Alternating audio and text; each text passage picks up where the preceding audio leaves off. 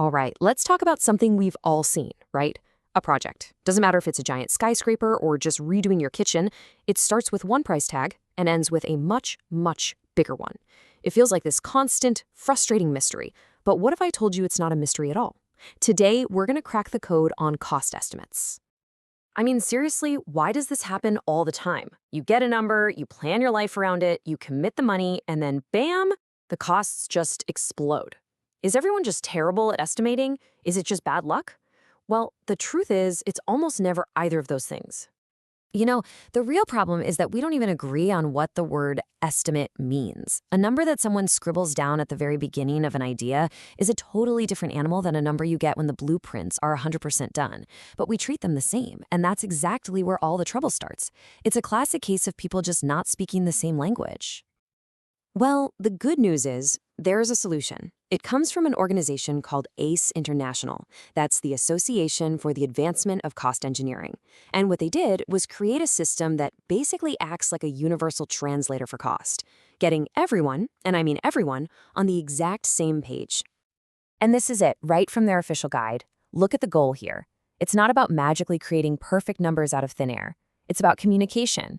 It's so that when someone gives you an estimate, you know exactly what you're looking at. How much confidence should you have in it? What kind of risk are you really taking on?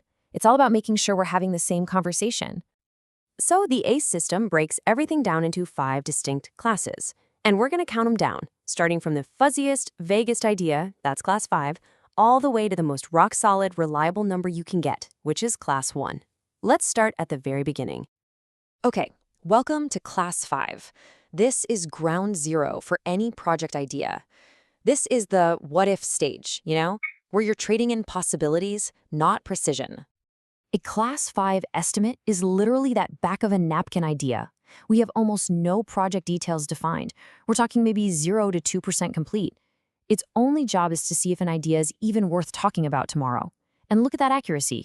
It could be 100% over or 50% under. That huge range isn't a mistake. It's the entire point.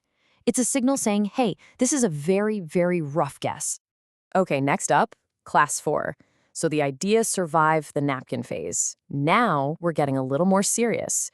We're willing to put in a little time and effort to see if this project really has legs. So now we're in the concept study phase. We've maybe defined up to, say, 15% of the project. We're looking at different options. The key word here is stochastic. It sounds fancy, but all it means is we're still not counting every single nut and bolt. Instead, we're using models, looking at old projects, and using high-level factors to get a number. And this slide really nails the difference. Early on in those class 5 and 4 estimates, we're using top-down methods, kind of looking at the whole thing from 30,000 feet. But as we get more and more details, we shift to bottom-up methods, where we literally start counting the individual pieces to build up the total cost. And now, we've arrived at class 3. And I want you to pay attention here, because this is often the most critical, most important estimate in a project's entire life. This is where the big decisions get made. This is where the money gets approved. Yep, this is the budget estimate. The project is now maybe 10 to 40% defined. We have a solid plan. We know the major parts, but a lot of the tiny details are still up in the air. This is the number that gets sent up to the board for approval. It's way more reliable than a class 4 for sure, but there's still a very real chance that costs are going to change. Okay, the budget's approved. The project is a go. We're moving into class 2 territory. The whole focus shifts now. It's not should we do it anymore. Now it's how exactly are we gonna do it? So the project is way more defined now, maybe up to 75%. And notice that we've switched over. We're now primarily using deterministic methods. We're counting the pieces, we have enough detail for contractors to actually put together bids, and for the project team to start really controlling costs. The accuracy range gets a whole lot tighter here. And finally, we've reached our destination, Class 1. This is it, the final word on cost before contracts are signed and people start digging holes. This is as close to the truth as you can possibly get before the actual bills start rolling in. At this stage, the project is pretty much completely defined. We're talking final blueprints, every material is listed, we have firm quotes from vendors. A Class 1 estimate is used as that final check against a contractor's bid or to lock in the final contract value. It is the highest level of accuracy you can get. So, we've walked through all 5 classes. We've talked about their purpose, their accuracy, the methods we use, but there is one single idea, one concept that holds this entire system together. one rule that's more important than anything else we've talked about. So what is it? What's the one thing that really decides if an estimate is a class 5 or class 1? Is it the method the estimator used? Is it the accuracy range they were aiming for?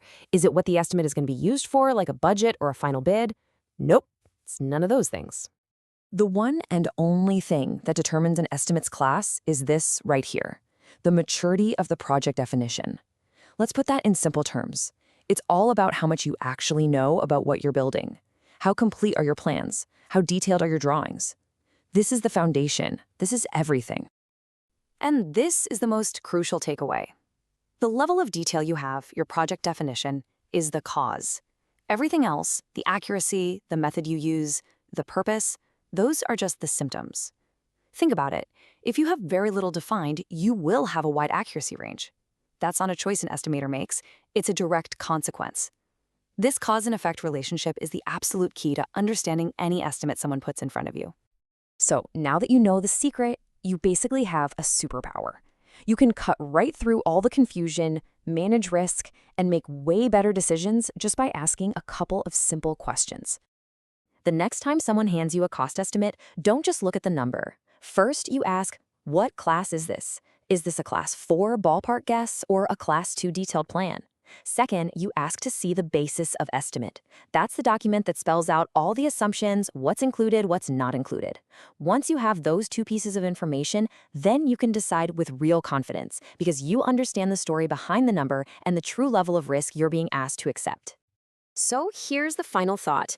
The next time a number lands on your desk, you have a choice. You can see it as just, well, a number, a single data point floating in a sea of total uncertainty. Or you can use what we've talked about today to see the whole picture, the hidden risks, and the true story of what that number actually represents. The choice is yours.